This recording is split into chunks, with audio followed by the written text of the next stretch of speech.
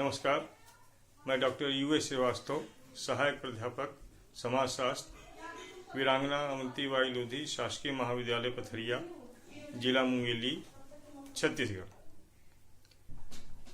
इस व्याख्यान में एमए समाजशास्त्र के 4th सेमेस्टर के द्वितीय प्रश्न पत्र industry and society in India के 5वें यूनिट के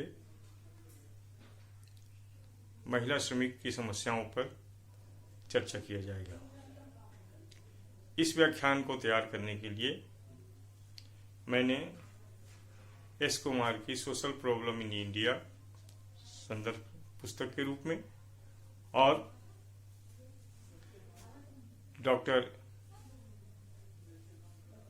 ऋषि सिन्हा और जया सिन्हा की औद्योगिक समाजशास्त्र तथा DS बघेल की औद्योगिक समाजशास्त्र का सहारा लिया है। महिला श्रम समस्याओं की स्थिति के बारे में राधा कमल मुखर्जी ने लिखा है कि औद्योगिक क्रांति के बाद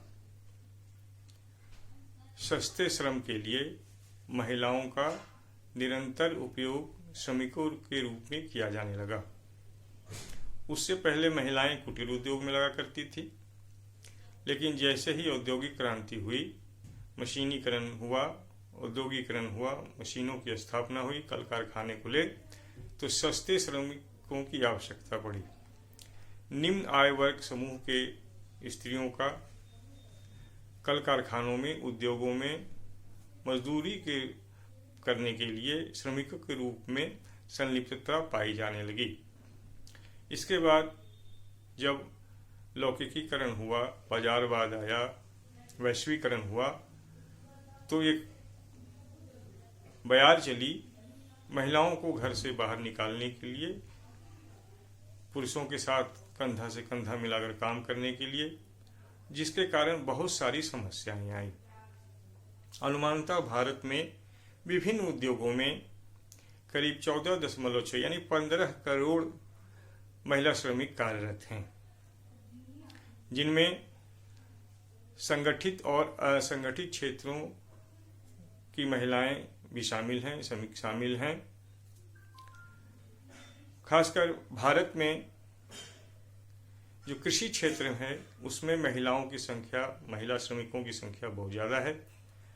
जो भवन निर्माण उद्योग हैं उसमें भी महिलाओं की संख्या, महिला श्रमिकों की संख्या ज़्यादा है।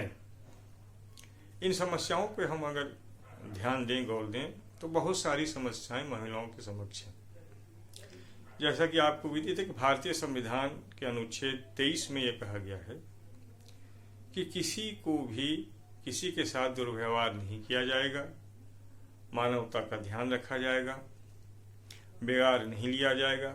लेकिन इन सबों के बावजूद महिलाओं पे ये लागू नहीं होता है।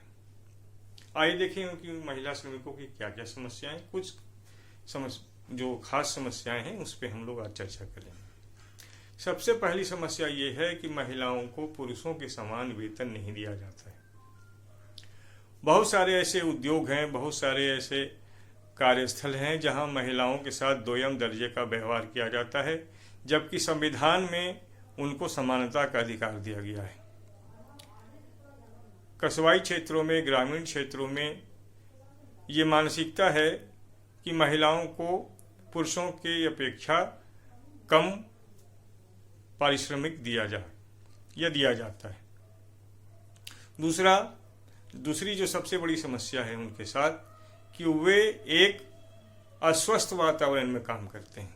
उनके लिए उपयुक्त स्वस्थ वातावरण कार्य योजना पे, कार्यस्थल पे नहीं मिल पाती है, जिसके कारण उनको बहुत सारी स्वास्थ्य संबंधी समस्याओं का सामना करना पड़ता है। स्त्री जनित बहुत सारी समस्याएं उत्पन्न हो जाती हैं। तीसरा, उनके जो मजदूरी है, वो जो कार्य हैं, उनमें असुरक्षा की भावना पाई जाती है। कभी भी कोई भी नियोक्ता उनको किसी भी तरीके से थोड़ी सी मनमानी करने पे या संतुष्ट नहीं होने पे उनको काम से निकाल दिया जाता है। उनके साथ दोयम दर्जे का व्यवहार किया जाता है, दुर्व्यवहार किया जाता है, डांटा फटकारा जाता है। कभी कभी तो काम के इतने घंटे बढ़ा दिए जाते हैं कि उनके जो है पारिवारिक दायित्व वो भी उनसे प्रभावित होता है। घर और बाहर दोनों की भूमिकाओं में उनके साथ सामंजस्य स्थापित नहीं हो पाता है, जिसके कारण बहुत सारी समस्याएं उत्पन्न होती है। तो ये सारी कुछ जो है मुख्य समस्याएं हैं जो महिला श्रमिकों के साथ होती है। इन समस्याओं महिला श्रमिकों की समस्याओं को दूर करने के लिए बहुत सारे शासकीय प्रयास किए जा रहे हैं। समय समय पे बहुत सारे अधिनियम पारित हुए हैं, जिसमें कि आप देखेंगे कि कारखाना अधिनियम 1948, खान अधिनियम 1952, उद्यान श्रम अधिनियम 1957। ये सारे ऐसे अधिनियम हैं जो महिलाओं के हक में हैं, महिला श्रमिकों के हक में हैं, लेकिन इनका पालन मुश्किल से होता है। बहुत सारी योजनाएं इनके लिए बनाई जाती हैं। बहुत सारे पंचवर्षीय योजना में इनके लिए प्रावधान किया जाता है, लेकिन उसका इस्तेमाल बहुत याद नहीं हो पाता है।